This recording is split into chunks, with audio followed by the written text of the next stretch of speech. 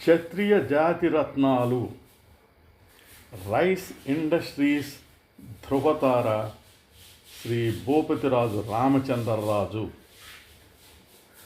ఆయన శత జయంతి సందర్భంగా ప్రచురితమైన ఒక వ్యాసాన్ని శ్రోతలకు అందిస్తున్నది కొత్తపల్లి బంగారరాజు, విశాఖపట్నం.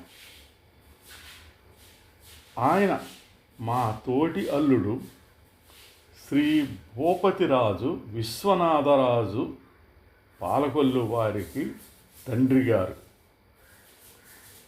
శ్రీ భూపతిరాజు రామచంద్రరాజు జీవిత రేఖా చిత్రణ. సాధారణ దిగువ రైతు కుటుంబంలో జన్మించారు. కృషి ఉంటే మనుషులు ఋషులవుతారు. కృషి, పట్టుదల, అంకితభావం, కార్యదీక్షతో పనిచేస్తే ఎంత ఉన్నత శిఖరాలకు చేరవచ్చునో చేసి చూపించిన మహోన్నత వ్యక్తి ఆయనది. ఒక రైస్ మిల్లులో గుమస్తాగా చేరి 3 రైస్ మిల్లులకు యజమాని అవ్వడమే కాకుండా రైస్ మిల్లు పరిశ్రమల్లోనే విప్లవాత్మక మార్పులు తీసుకొని వచ్చి రైస్ మిల్లు పరిశ్రమకు మార్గదర్శిగా నిలిచారు.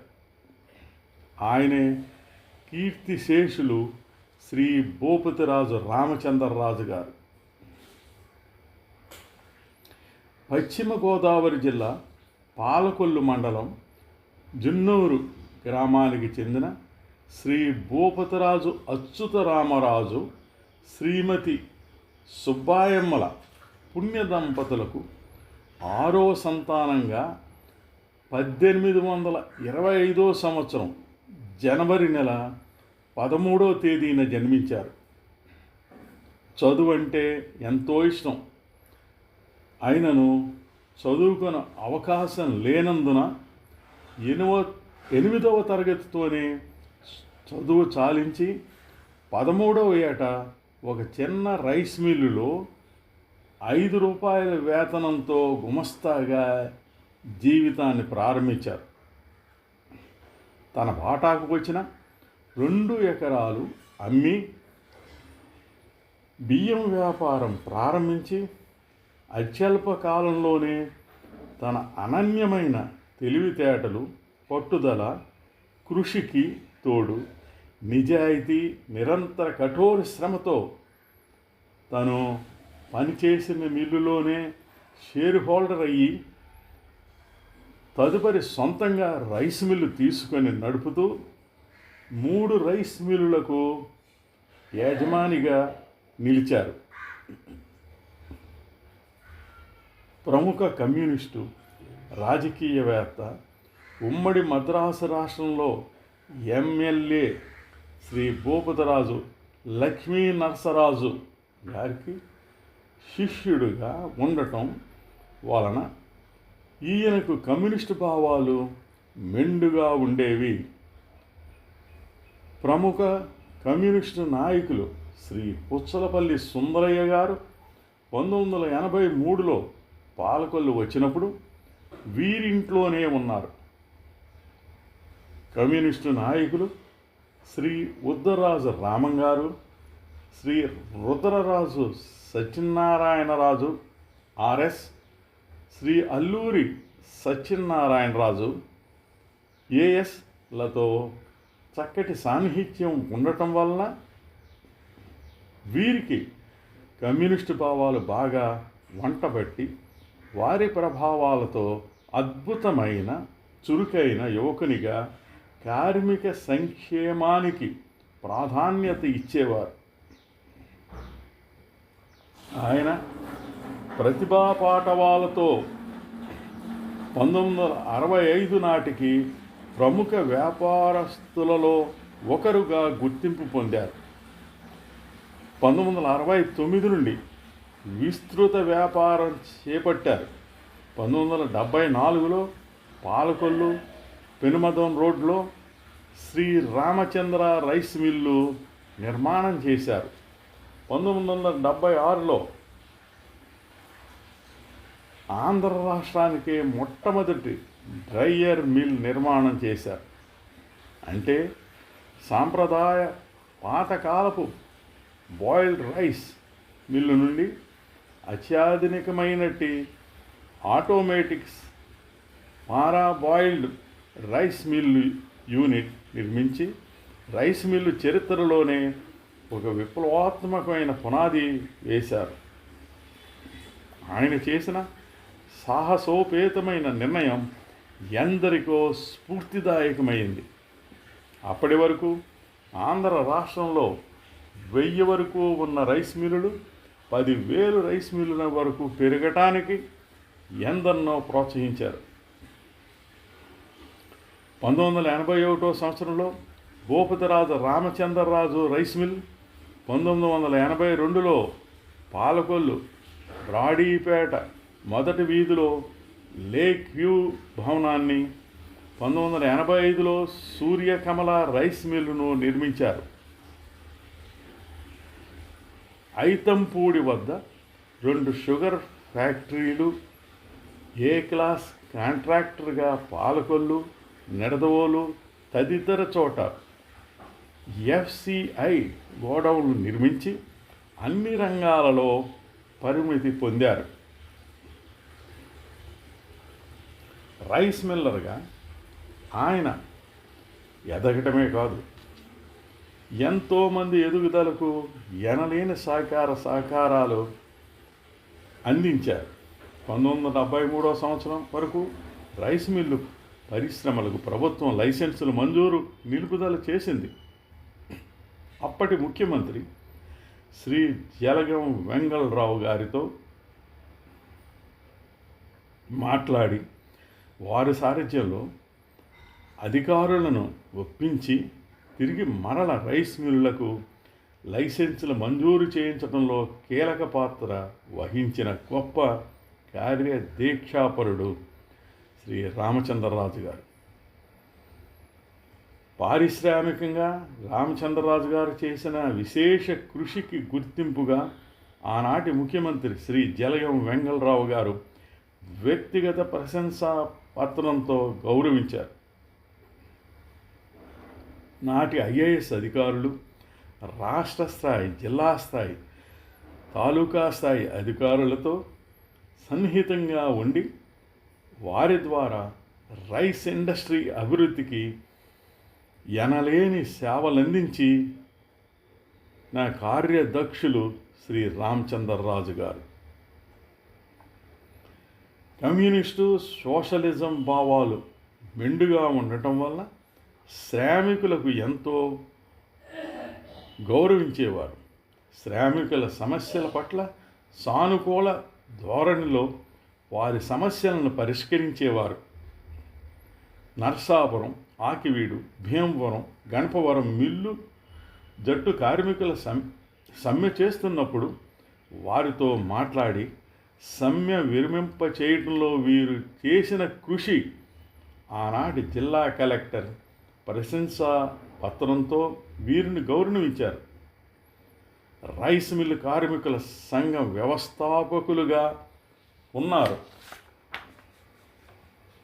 శ్రీ భూపతిరాజు రామచంద్రరాజు గారు రైస్ మిల్ ఇండస్ట్రీలో ఎన్నో పదవులు చేపట్టి అత్యంత సమర్థవంతంగా నిర్వహించారు.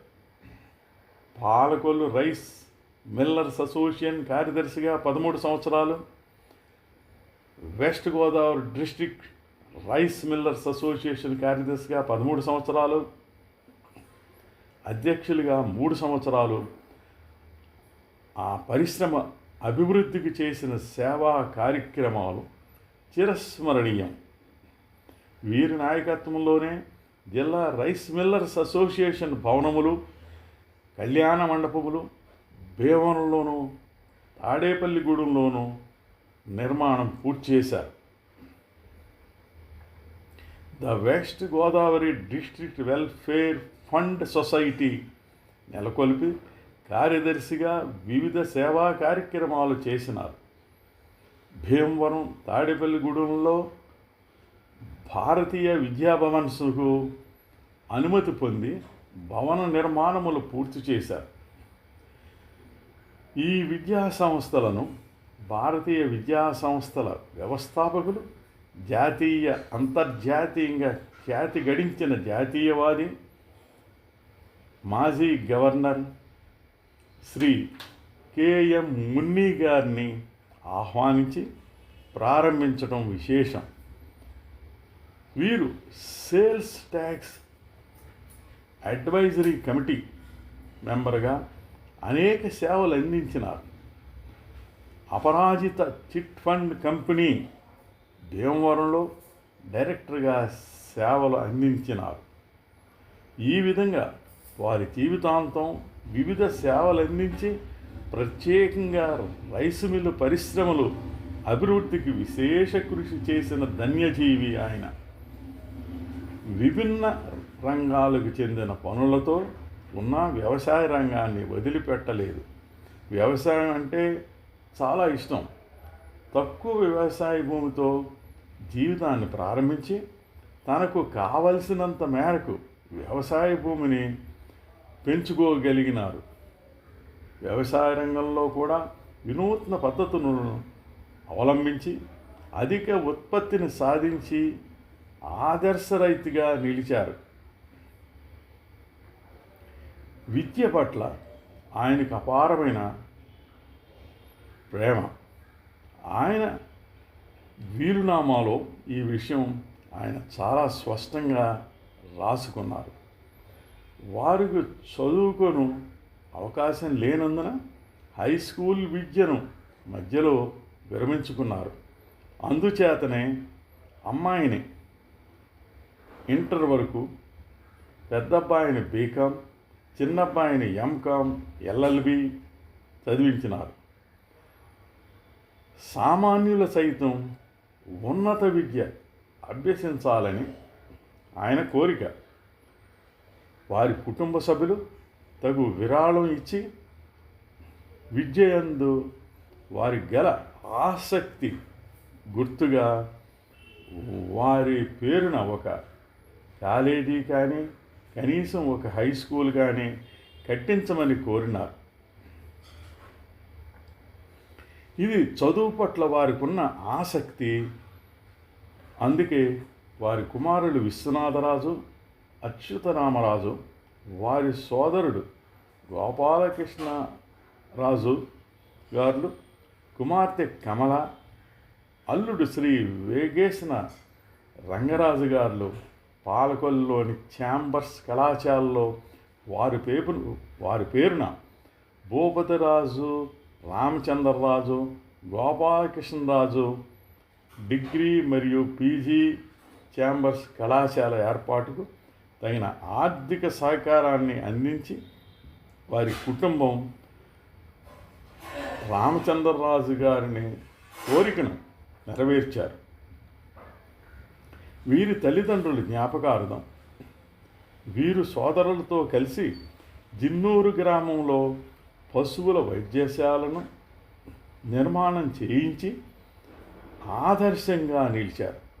శాఖా గ్రంథాలయం స్థాపన మంజూరు చేయించుటలోనూ గ్రంథాలయం భవన నిర్మాణానికి జరిగిన కృషి నేటికి చిరస్మరణీయంగా నిలిచింది.